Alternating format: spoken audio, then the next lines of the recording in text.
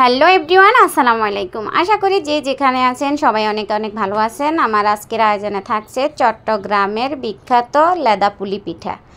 আর এই পিঠাটা বানানো কিন্তু অনেক সহজ, আর এটা কিন্তু খেতে অনেক মজা। তো চলুন আর দেরি না করে রেসিপিটি দেখে নেওয়া যাক। তো চুলায় একটি প্যান বসিয়ে দিলাম। প্যানের মধ্যে দিয়ে দিলাম 1 টেবিল চামচ ঘি। এখন দিয়ে দিব 1.5 কাপ পরিমাণ নারকেল কুড়া। আর এই নারকেলটা কিন্তু আমার ডিপে ছিল, তো আমি ডিপ থেকে নিয়েই পিঠা বানাবো, তাই এখন দিয়ে দিব স্বাদ মতো লবণ, 4 টেবিল চামচ উঁচু করে চিনি। এখন সব কিছু 4-5 মিনিটের মতো একটু ভালো করে ভেজে নিব। আর এই পিঠা বানানো কিন্তু একেবারেই ইজি, আপনারা দেখেই বুঝতেছেন। তো আমি নারকেলটাকে ভালো করে ভেজে নিব। তো আমার নারকেল ভাজা হয়ে গিয়েছে, এখন আমি চুলা থেকে নামিয়ে নিব। যখন এরকম হয়ে যাবে তখন ভাববেন নারকেলটা হয়ে গেছে, এর থেকে আর লাল করতে হবে না। তো আমি চুলা থেকে নামিয়ে নিলাম।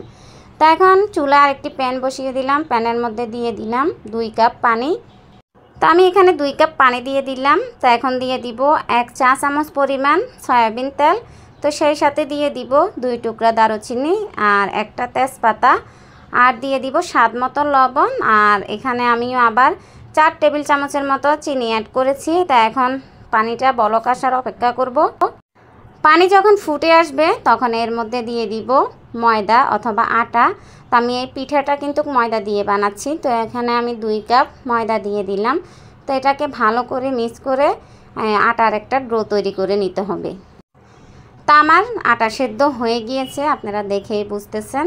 তো আমি চুলা থেকে কিন্তু এটাকে নামিয়ে নিব। তো গরম অবস্থায় কিন্তু আমি এটা মথে নিব। গরম গরম যদি এই ডোটা মথে নেন তাহলে কিন্তু অনেক সফট হয়। তো আমি একটু গরম গরম ডোটা মলে নিব। তো হাতে একটু তেল লাগিয়ে নিয়েছি। তেলটা লাগিয়ে তো ডোটাকে আমি ভালো করে মথে নিব গরম থাকা অবস্থায়। তো এখানে দারুচিনি আর তেজপাতা ছিল, ওগুলো আমি ফেলে দিয়েছি। এখন ছোট ছোট করে লিচি কেটে নিব, ছোট ছোট রুটি বানিয়ে নিব। তা আপনাদেরকে আমি বানিয়ে দেখাচ্ছি কীরকম সাইজের রুটি বানাবো। আপনারা চাইলে বড় রুটি বানিয়েও 2টা করে পিঠা বানাতে পারেন। তো আমি ছোট ছোট রুটি বানিয়ে তো আমি একটা একটা করে পিঠা বানিয়েছি। দেখুন, আমরা যে রেগুলার রুটি খাই রুটির মতো পাতলা হবে। তো আপনারা দেখে বুঝতেছেন রুটির সাইজটা কত বড়।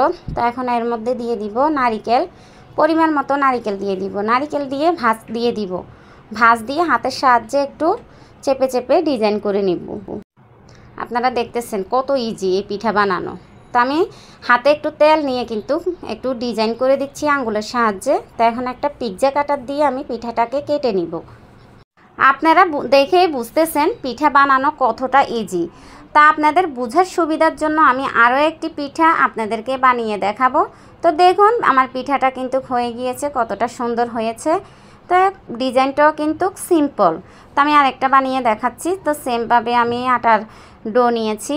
ডো নিয়ে ছোট করে একটা রুটি বেলে নিব। তো এই রুটিটার মধ্যেও আমি পরিমাণ মতো নারকেল দিয়ে ভাঁজ করে নিব। আর হাতের সাহায্যে হাতে একটু তেল নিয়ে একটু চেপে চেপে ডিজাইন করে দিব। এই পিঠা কিন্তু আপনারা যে কেউ খুব সহজে বাসায় বানিয়ে নিতে পারবেন। এরকমের নারকেলের পিঠার রেসিপি আমার ইউটিউব চ্যানেলে আরও অনেক আছে, আপনারা চাইলে আমার ইউটিউব চ্যানেল থেকে ঘুরে আসতে পারেন। তো আমি হাতে একটু তেল নিয়েছি। তেল নিয়ে দেখুন হাতের সাহায্যে একটু ডিজাইন করে দিলাম। তার পিৎজা কাটার দিয়ে আমি কেটে ডিজাইন করে নিব। দেখুন কত সুন্দর হয়েছে পিঠা। তো এভাবে করে আমি সবগুলো পিঠা বানিয়ে নিব। তো আমার সবগুলো পিঠা কিন্তু বানানো শেষ। দেখুন কতটা সুন্দর হয়েছে। সবগুলো পিঠা বানিয়ে নিয়েছি। এখন পিঠাগুলো ভাজার জন্য চুলায় একটি প্যান বসিয়ে দিব। প্যানে আমি পরিমাণ মতো তেল দিয়ে দিব। আর এই পিঠা কিন্তু ডুবো তেলে ভাজতে হয়। তো আমি বেশি করে তেল দিয়ে দিয়েছি। তেল ভালো করে গরম হয়ে আসছে আর আমি পিঠা দিয়ে দিয়েছি। পিঠাগুলো কিন্তু সবগুলো একসাথে দিব না, 3টা করে আমি ভেজে নিব। তো এপাশ ওপাশ উল্টে পাল্টে আমি ভেজে উঠিয়ে নিব। একটু লাল কালার হয়ে আসলে আমি পিঠাগুলো উঠিয়ে নিব। তো যখন এই কালারটা আসবে তখন আমি পিঠাগুলো উঠিয়ে নিব। তো আমার পিঠা ভাজা হয়ে গেছে, তো আমি উঠিয়ে নিলাম।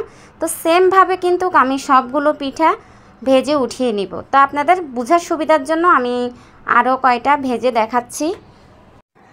আপনারা আমার রেসিপি দেখে বুঝতেছেন কতটা ইজি, কতটা সিম্পল। আর এটা কিন্তু চট্টগ্রামে সব সময় বানিয়ে থাকে। এই পিঠা কিন্তু অনেক মজা। তো আমার এই পিঠাগুলোও ভাজা হয়ে গিয়েছে, এখন আমি তেল থেকে উঠিয়ে নিব। সেমভাবে আমি সবগুলো পিঠা ভেজে নিব। তো দেখুন আমার সবগুলো পিঠা ভাজা হয়ে গেছে, কতটা লোভনীয় হয়েছে, কতটা জুচি হয়েছে। তা আপনাদেরকে আমি একটা ভেঙে দেখাচ্ছি ভিতরটা কেমন জুচি হয়েছে। তো দেখুন, ওয়াও, অসাধারণ।